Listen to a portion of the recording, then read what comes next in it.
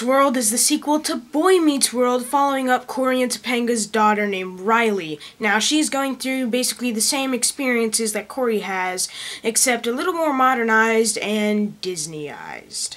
Now, I didn't grow up with Boy Meets World because I was born exactly when it ended. I mean, not the exact date that the show ended, I mean the exact year that it ended.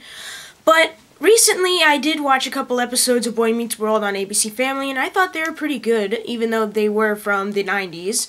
I thought they were still pretty good, kind of like I feel about that 70s show. Even though it did progress into the 2000s, I still like that show. So with Girl Meets World, this is now a Disney Channel show. Boy Meets World used to be an ABC show, a part of the TGIF lineup, I have heard. So, of course, Girl Meets World is going to have some more Disney stuff than that, because I've heard some things on the episodes of Boy Meets World that I watched that would definitely not be on Girl Meets World. Stuff like the B and the B, if you know what I mean by that.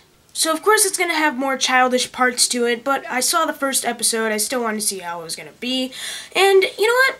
I enjoyed it. I thought that it was a good start to a brand new series that hopefully will be able to teach kids some good morals, although this first episode has some problems that I hope can be fixed in the future. But let's start off good. The chemistry between the two girls, Riley and Maya, I thought they were good. I think they showed their friendship. I think they did a great job, and they portrayed a great friendship like Cory and Sean from Boy Meets World. And of course, Ben Savage and Daniel Fishel, Cory and Topanga, they did a good job in their role. Even though Topanga had like only 4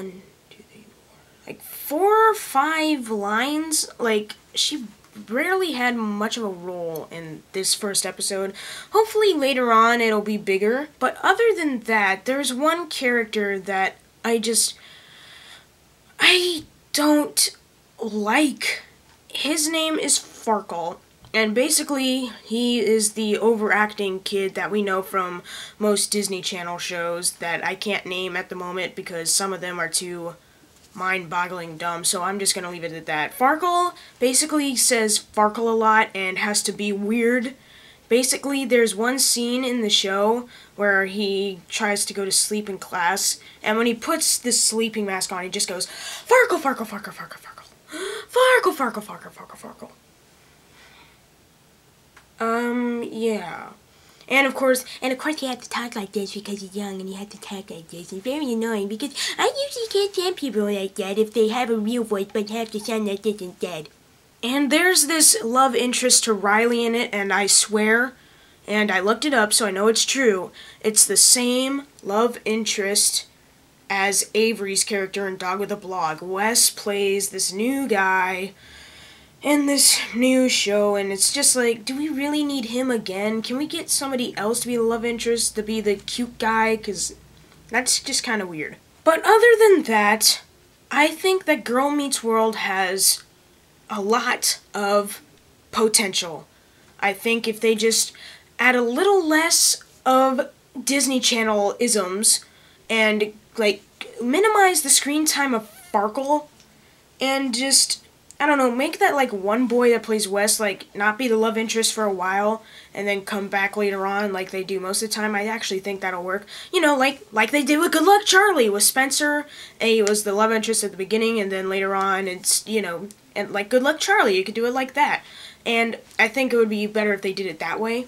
And give Topanga more lines than just like 4 or 5, because that's just ridiculous. Oh, and the little brother, he needs more screen time. He had one joke that was actually really funny. And if you haven't seen the first episode yet, I will not spoil the really cool cameo at the very end through the credits. Like, they have footage playing while the credits are down below like usual. But there's one cameo, and I gotta say, even though I didn't grow up with it, I felt excited seeing him.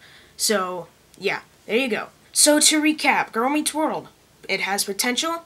And so far, it has some good jokes and some good characters, but I think if they minimize Farkle, if they minimize like all this Disney Channel stuff that they force in there to make it more silly for kids.